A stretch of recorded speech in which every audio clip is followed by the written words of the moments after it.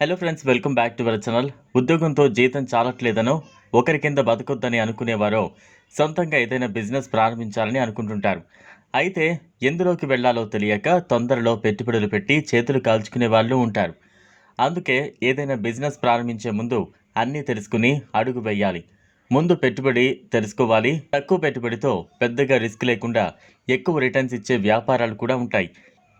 ఇప్పుడు మీకోసం 50,000 రూపాయలలోపు పెట్టుబడిలోనే ఎక్కువ ఆదాయం వచ్చేలా ఉన్న వ్యాపారాలేంటో తెలుసుకుందాం.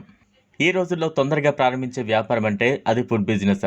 చాలామంది తీరిక లేకుండా గడుపుతున్న తరుణంలో ఇంట్లో వండేందుకు పెద్దగా ఇష్టపడట్లేదు. దీంతో బయట బాగా తినే వారి సంఖ్య పెరిగింది. లేదంటే ఆర్డర్స్ పెట్టుకుంటున్నారు.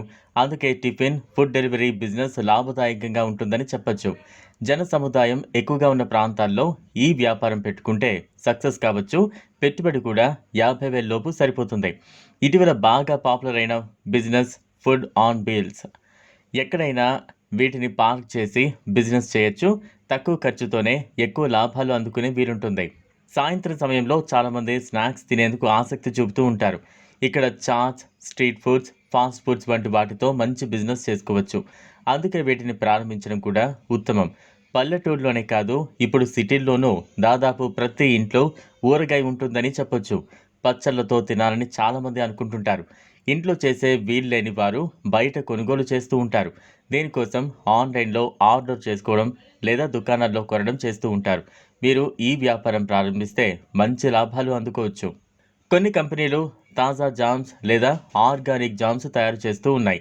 ఈ వ్యాపారం కూడా మంచిదే. వీటిని ఇంటి వద్దే చేసుకోవచ్చు కూడా. ఈ మధ్య పెళ్లిళ్లను తెగ గ్రాండ్గా చేసుకునే వాళ్ళు ఎక్కువగా ఉన్నారు. అందుకే వీరికి వెడ్డింగ్ ప్లానర్స్ అవసరపడుతుంది లేదా ఈవెంట్ మేనేజర్లను కలుస్తారు. దీనికోసం 50,000 లోపు పెట్టుబడి సరిపోతుంది. క్లయింట్స్ అవసరం అర్థం చేసుకోవడం ద్వారా ఈ బిజినెస్ అభివృద్ధి చేసేందుకు, విస్తరించేందుకు వీలుంటుంది.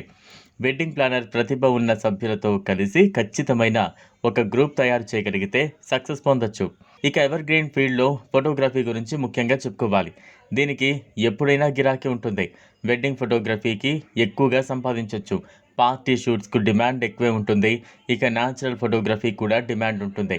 పుట్టినరోజులు, ఇళ్లల్లోనే చేసుకునే ఇతర వేడుకలు, ఇలా దేనికైనా ఫోటోగ్రఫీ ఉండి తీరాల్సిందే.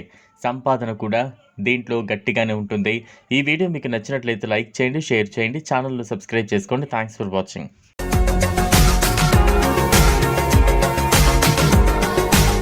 మరిన్ని అప్డేట్స్ కోసం మా ఛానల్ని సబ్స్క్రైబ్